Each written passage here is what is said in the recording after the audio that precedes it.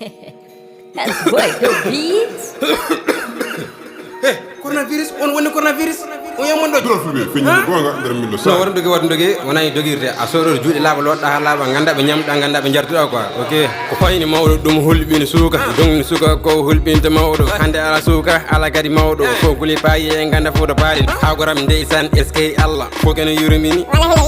Tawde payi e ganda fodo paalen. En fo jehent mobe leydi meden. Dendi de payi ibe kanda ko onnene susa coronavirus. Ndeyini payi to makki sanda ko onnene susa coronavirus. Dendi payi to khaswan murtani onnene susa coronavirus. Ndegim payi to adam boronda ko onnene susa coronavirus. Yallahu dandam dan lenyilam rafi o do bide coronavirus. Yallahu dandam dan julde fo rafi o do bide coronavirus. Yalla dandu be keba no sellina gadi hemno coronavirus. Yalla ya fo may men julbe yurmo gadi maybe coronavirus. Coronavirus nyaw gondo ne raba metala ra ko non islam gone raba jara ko yarno mema ko memno hukuma ko jogino poda ko fofu no sika ala mbi dum fo ne raba coronavirus kanyu buru wonde saba timman lewru yim fo ne kala to muno hitane la kare hewa falta ki pasto falta ki danjo miskina galo huma minde gando o do rafi ko altan woni gando andu ko nyamata ganda be nyamata ganda ko jarata o do rafi pote ka so ne raba ma wanani fundiral dum ko na fundiral ko rentare men o do coronavirus dendi de payi ibe kanda ko onnene susa coronavirus ndeyini payi to makki sanda ko onnene susa coronavirus dendi payi to khaswan murtani onnene susa coronavirus ndegim payi to adam boronda ko onnene susa coronavirus yallahu dandam dan lenyilam rafi o do bide coronavirus yallahu dandam dan julde fo rafi o do bide coronavirus yalla dandu be keba no sellina gadi hemno coronavirus yalla ya fo may men julde yurmo gadi maybe coronavirus hikka ko coronavirus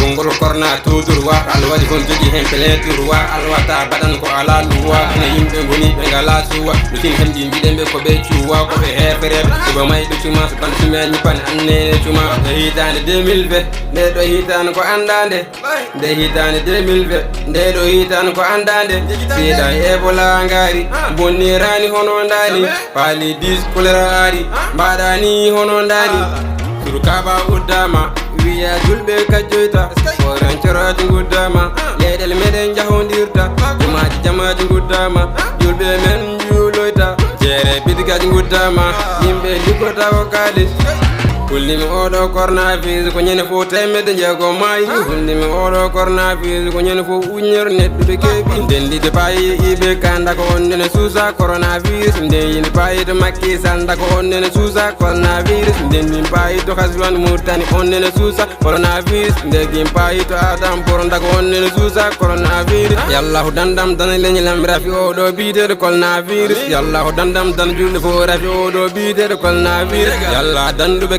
bano sellina gadi hemno coronavirus yalla ya fo may men julbe yurmo gadi maybe coronavirus. OK, dédicace sida ebola choléra paludis red musandu hore musande hoyde musande keji musangi. OK, mangal nyambu an dédicace do quoi dédicace mo de ha dédicace mo de on nangere de coronavirus.